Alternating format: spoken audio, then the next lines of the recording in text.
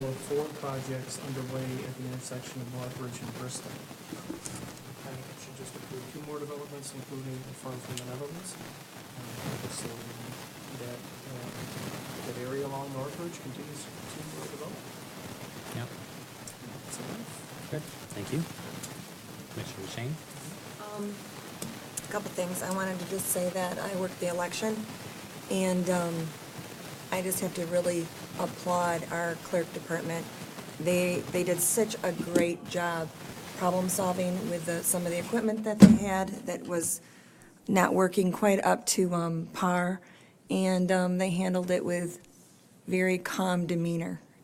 And I just really have to say that there is a very strong team there.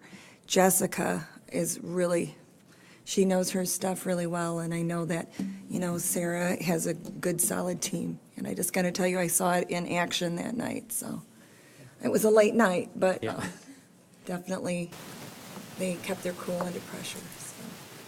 Thank you, Roxanne, for being there and for witnessing it, helping us make that final decision. Hail Mary. Hail Mary. And unfortunately, we'll live with it for 10 more years. Yep. Alan? Just a couple of things. I've been hearing a lot from either via text message or email from concerned citizens regarding the Richmond Farms project. Can you kind of share that with the rest of us so that,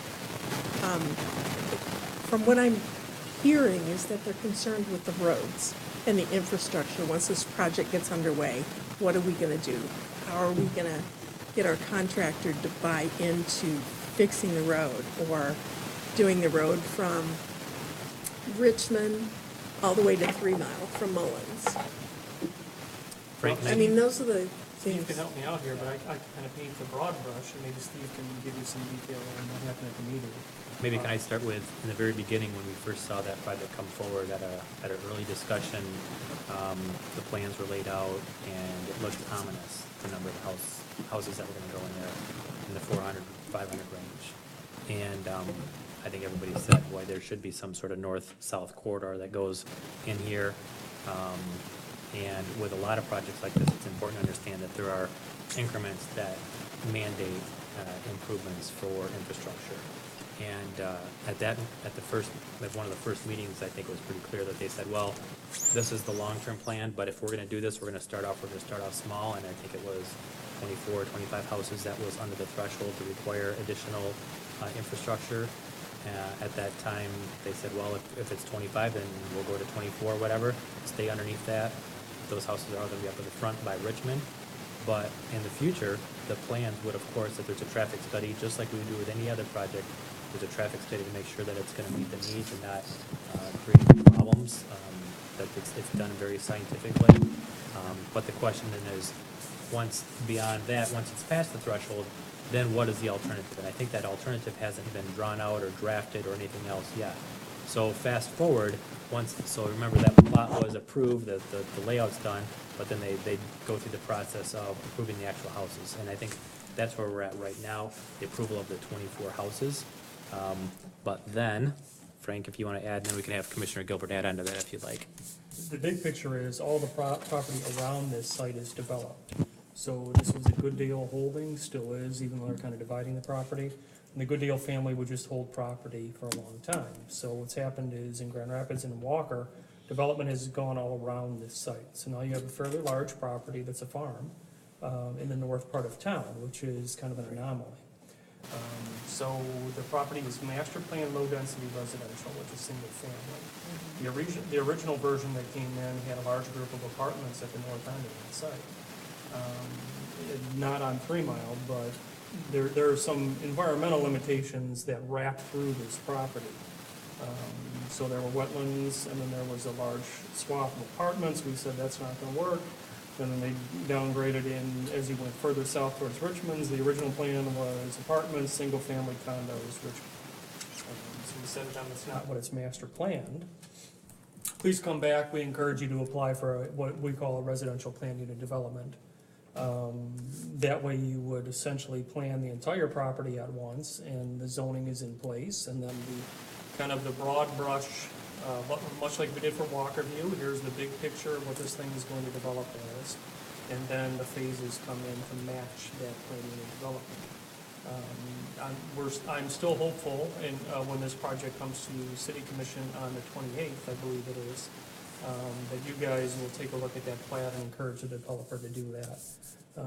Because what they're proposing to do now is just under what's called by right zoning, put in phase one of the subdivision, which is fine, because we see the bigger picture, it's all single family, the road network goes in, we do have a traffic study like in there, so, and there are some improvements required, even for phase one on Richmond. The big picture is, theoretically, it's a good idea to connect to Fremont, because you want that connectivity north to south in the city. We don't have much of that in that part of town. Right. The challenge is everything around it has been developed, and to get from where their property is, where they're single family, to 3 Mile, there's a large wooded wetland area, where the grade drops off, and then there's Key Line Drive, which is private. There is no public right of way there. So that, and it would be very expensive to get right of way. There are other streets, Calan, et cetera. I think Calan may actually be a public street. But when we get to this review at City Commission in a couple of weeks, we'll have the developer here and Dan will be here, but like I was talking to Gary about offline, I think what we're gonna do is get into some three-dimensional planning on this site. I'm all for a connection to 3 Mile if it can be done. But keep in mind, there's heavy industry to the north of this site. Could we design a transition? Sure, that we can get that done. The challenge is gonna be where can we do it and what is cost effective to do so. The other thing that we'll look at is connectivity of streets, because if you have subdivisions, our number one rule is please, please, please, let's get as much connectivity as possible so that the peak hour, people can move around without having to overload one or two intersections. It's easier said than done, but you'll see some of the quote-unquote dead-end streets where right-of-way actually ends on this property where connectivity will be made. And also, the other thing to keep in mind, and I don't want to belabor the point, is absorption for this many homes in Walker is probably a good 20-year project. If you look at our build-out, this is not a dramatic growth community. And this wouldn't be the only development competing for new homes. Remember, we have several of those going on. So if you average out Walker over the past 20, 30 years, and you take the multifamily out of that, this is a 20-year absorption project. So, keeping all that in mind, store all that, and when they come back here on the 28th, we'll talk about that. But I want to get you guys into the three-dimensional planning mode. Because a plat, it's very easy to look at a plat and say, it's black and white, it meets check, check, check, check, and just keep it moving. But then there are some other bigger picture things that I think we need to look at in 3D. So more to follow. I think Frank, you did a really good job of summing that up. Mark, you made a lot of the key points for us. I think I would add to that based on the review at the Planning Commission level and the conversations I've had there, we would, in the long term, definitely require a connection to 3 Mile before the project gets beyond a certain point, because there's no way we looked at they had a larger proposal, it was more theoretical than any actual project that they're proposing, but they showed what a full build out of the site could look like, and before we would get anywhere near that point, there would have to be a connection to 3 Mile. I don't think that we would have it, think it responsible to make that project look like that without it. Further, we have another review at the Planning Commission level, even in the final preliminary plat, correct? And that's going to be critical because at that point we'll be able to see the full details of the project. Right now, all we know is that we approve the concept of a 22 lot first phase of a project. And at our next review, we will get the full details of what those roads look like, what the drainage looks like, all of those important details to the project. And at that point, I think there's going to be more discussion about that through road in the long term. But at this point, it's just a 22 house development across from Mullins off of Richmond. Okay. Thank you was- both. Yeah, that was our ha moment on that, don't you think, Sandra? Knowing that they were As gonna long as they're require. gonna do something about the road connectivity. Yep. I think that's important.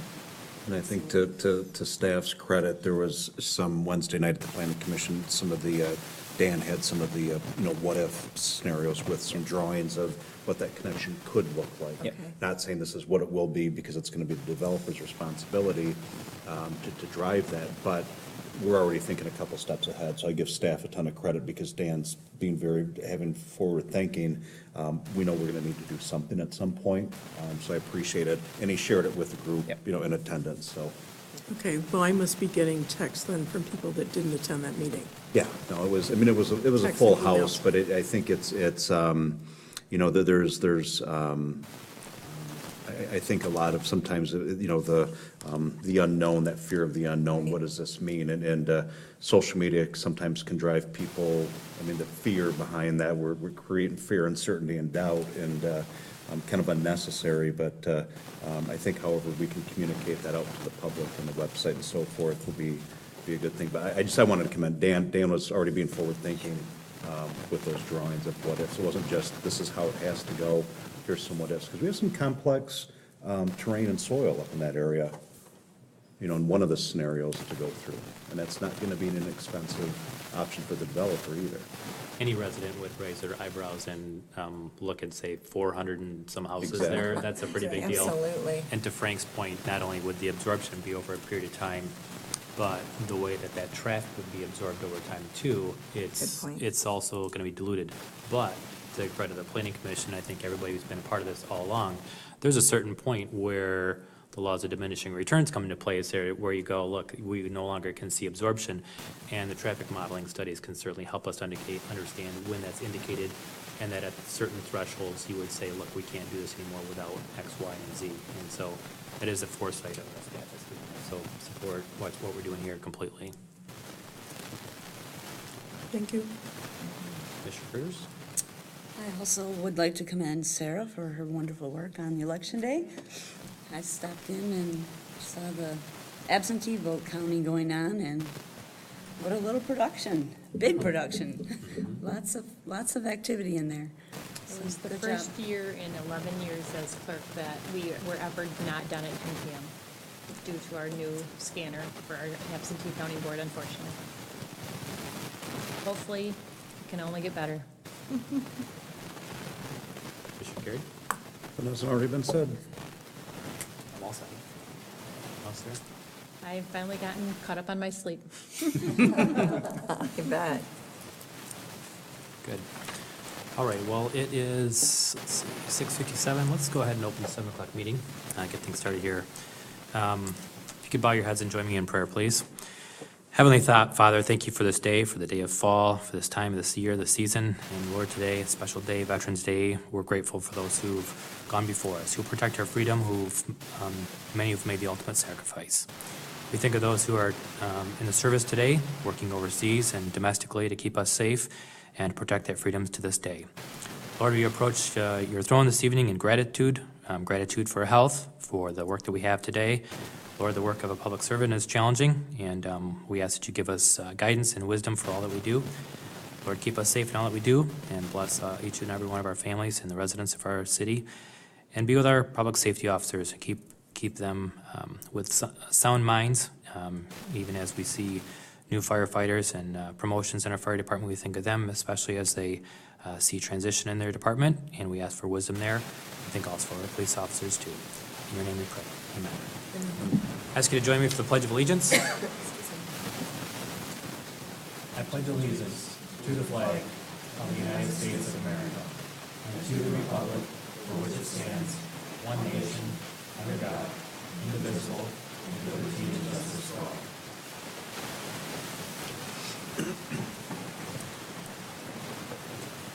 We could have the clerk call the roll, please. Kasinga? Present? Commissioner Gilbert? Present. Commissioner Carey? Present. Commissioner DeShane? Present? Commissioner Helen? Present. Commissioner Girders? Present. And we look for a motion to excuse Commissioner Kent this evening. Motion? Motion and a second. Any discussion? All in favor, please say aye. Aye. Next item on our agenda is the consent agenda. And Look for a motion to spend the bill, pay the bills, and to approve our minutes from the commission meeting. I'll make that motion. Motion by Holland, supported by Gruters. All in favor, please say aye. Aye. All those opposed, same sign. That motion carries. Thank you. Next item, resolutions. This first one, you want one for each one? Yes, Is that please. right, clerk? Resolution 18-493, this is energy, Consumers Energy Street Lighting Change for 260 Maynard. Look for a motion. Make motion? Motion by Stephen. Support? Support by Erie. Any discussion? All in favor, please say aye. All opposed, same sign.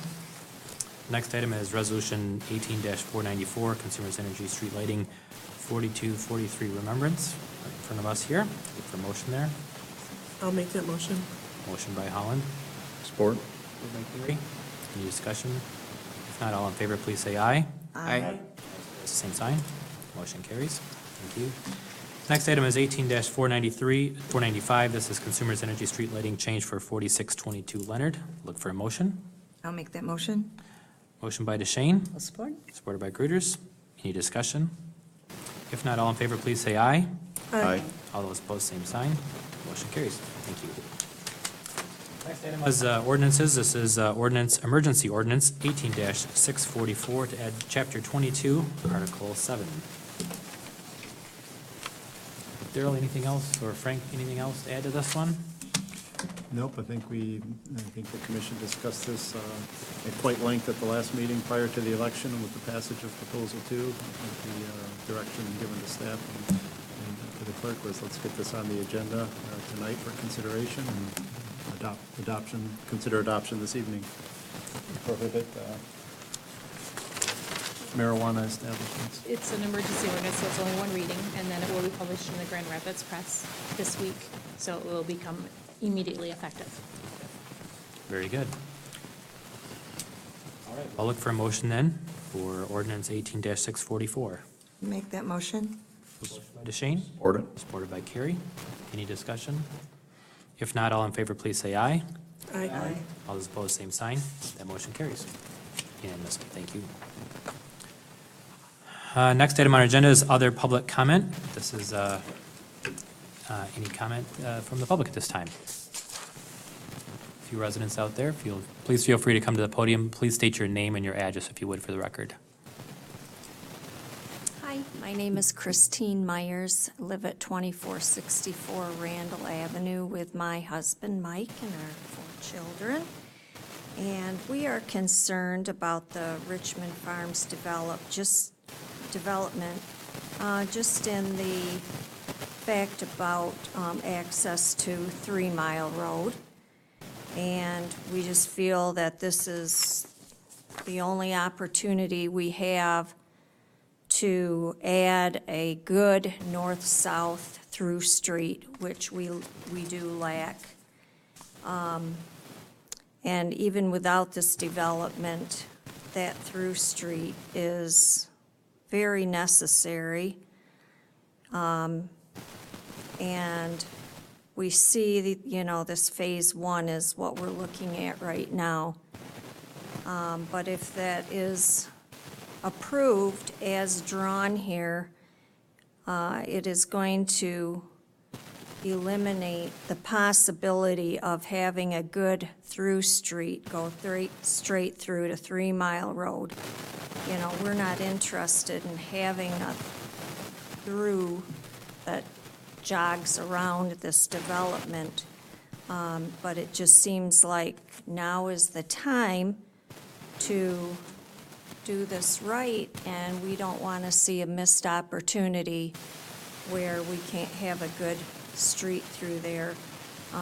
Our Kinney Road is already extremely busy. We still have additional development coming from the different Visser plats over by Kinney and Leonard and the one right on Kinney, of course. And this, yes, even though this is going to be a 20-year absorption, what we do now and what we approve now determines what we have to deal with now and 20 years out.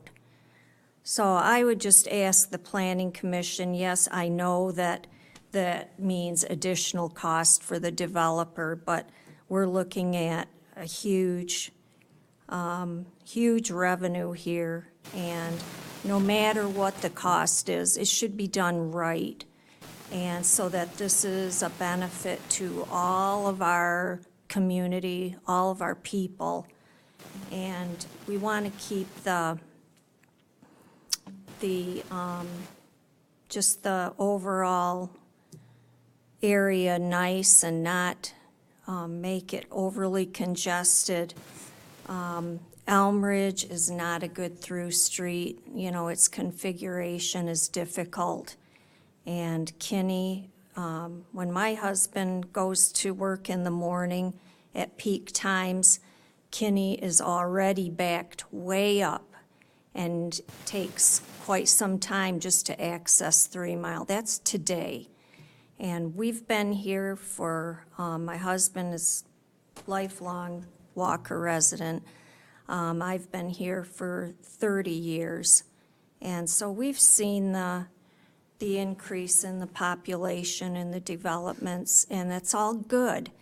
But please don't miss the opportunity to require this Mr. Goodale to do this right so that all of us have a nice outcome. I appreciate it. Thank you. Thank you.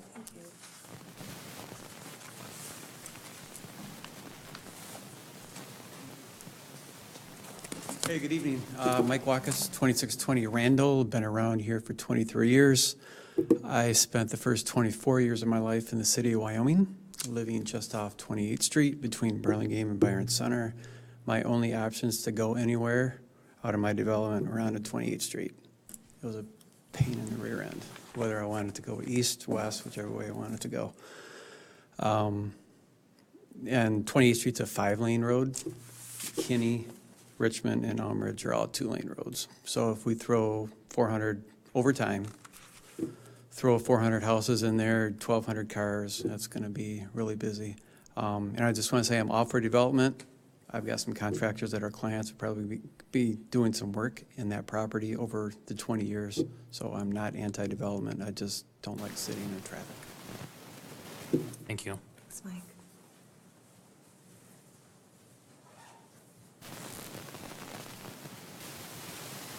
Bruce DeWitt, 2428 Elm Ridge. You probably know me as Mr. Social Media, but my comment has to do with the through street. I have no problem with the development. I'm all for the development. I have no problem if they would put the apartment complex or condos or whatever they were talking in the back end. And I think that would all be possible if they would put that through street in. It just seems the opportunity to put that through now, or not even now, even if it's accommodated. If they put phase 1 in, phase 1 is being put in as what looks like a regular residential type street, which means the opportunity to bring Mullins all the way through to 3 Mile is gone. I think that it's kind of a neat idea to quickly get phase 1 approved so that that tightens that up, so that opportunity is gone. It's easier for the developer. It's worse for us. I think what we need to do is make sure that that is at least widened wide enough so we can get all the way through that development in a nice straight shot. I understand they have some nice traffic calming issues and whatnot going inside that development. They have very few hard right turns. They have these calming bumpers and whatnot, and that's all fine for that development, except for once those get out of that development, they will be hitting the treacherous of what we call the pinball Richmond Street, with all the guardrails are all banged up. Elm Ridge, as you guys probably seen on social media, we lost another one this weekend. These are concerns that are just going to add more and more traffic to those areas onto those, what I consider, poor streets. This is going to be a missed opportunity if we put a regular residential street through there. I think that thing ought to be at least as wide as Mullins and have the possibility to be able to get all the way to 3 Mile with that width. Maybe it doesn't happen in 25 years, but what we have to do is think about this thing, that after 25 years, it's generations that are going to have to live with the decisions that this thing's going to make. I believe we need that through street through. It's got a nice city park or whatever. Again, I would have absolutely no problem with them allowing the condominiums and increase the tax base for 700 and some odd homes, no problem. Make that through street, make it possible, alleviate the traffic. Let's make that development an asset to the neighborhood that's there, not a hindrance to the traffic that we already have to deal with. Thank you. I'd just like to add one more comment on that, and just to the commission, that I have full confidence in our planning commission and our development team here. What happens and what we've seen in the last several years, especially, for example, the North Ridge project. Not only was a traffic study conducted, but the recommendations were implemented, and not only would you see the widening of roads, traffic signalization, even to the point of adding extensions and widening of on-ramps in anticipation of traffic, and including both the eastbound, westbound on-ramps and on-ramps of the 96 there. So I have full confidence in our team to do that. I think that we'll do it right, and that we're not going to make a sacrifice that's going to result in a long-term problem for people. And I hope that we can continue prosperous and move forward with the project. But phase one is a very small component of that. So next item, we've gone through everyone's comments. I just had a few. Commissioner's holiday party at my house on December the 8th, Saturday, 7 p.m. Two, Veterans Day, the last couple of years I was invited by Metron out in Lamont to go speak to their veterans and talk to them about the things that they've done. So today being Veterans Day, it was just an honor to go out there again and see the veterans. It was amazing to me the number of people in that home that were veterans or that their spouses were veterans. And very symbolic of what happened that evening. They had a framed poster or a certificate for one of the vets, and he passed away last week. And so he wasn't able to get it. And we lose vets every day. So if you like your freedom, think of that. I know, you're right. And then I had a question more towards management. The refurbished fire truck, is that back now, or is it in service? Yes, it's back. I'm not sure if it's quite in service. They were getting it re-lettered and doing some fine tuning to some of the light bulbs, some real minor things that were done. But last week it was in the paint shop, so. Okay. When that comes back, I think the commission would love to see Yep. the new Yeah, I would refurbished. I too. mean, we spend a lot of money. Yep. We know and depend upon our fire department and want to support them, and I think it would be good for them to know that we support them and that we are encouraged to see that. So I figured it's probably getting close, so I just Yep. want to make sure we didn't lose Well, sight of maybe that. we can have it out here before the next meeting. I'm Yep, sure they'd be that'd happy be to perfect. have it out front. that would be You can good. check it Yep. out. Yeah. Even whatever condition it's in. I think it was already back from the paint shop, so. Okay. Not quite sure if it's in service. So, good. That's all I had, unless there's anything from anyone else. I think I sent it to everybody, but we had almost 67% turnout, voter turnout. Yeah. So it was amazing. I was number 500 at 145. That's the highest I think I've ever been in an off-year election. I was aiming for 1,000 at every precinct, and 2 of them exceeded that. Wow. Wow. And the others came pretty darn close to high 8s or 9s. Amazing. Great. With that, I just look for a motion to adjourn. I'll make that motion. Motion by Holland, Support? supported by Gruters. All in favor, say aye. Aye. We are adjourned. Thank you. Sarah, could you get me the finalized versions of these 3 documents, and I'll get those to consumers? Thank you. Yeah. Right downtown Owego. There's there used to be a hotel